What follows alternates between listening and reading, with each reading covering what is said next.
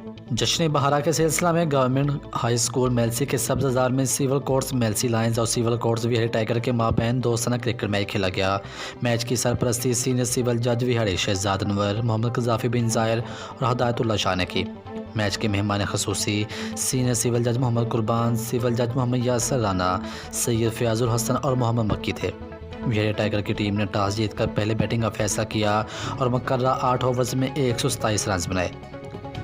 127 run के जवाब में मेलसी लायंस मुकर्रर 8 ओवर्स में हदफ पूरा ना कर सकी और हार गई। इस तरह विहाड़ी टाइगर ने जीत का सेहरा अपना नाम किया।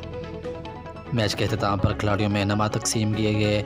विनर टीम विहाड़ी के कप्तान जमील मसीह को ट्रॉफी दी गई, जबकि बेस्ट परफॉर्मेंस का award Mohammad Bilal, runner up का award Mujahid Rahman Melsi, best bowler का अवार्ड नेमान लियाकत और बेहतरीन मैनेजमेंट का award government high school Melsi के हेड मास्टर सईद अहमद सईद को दिया गया।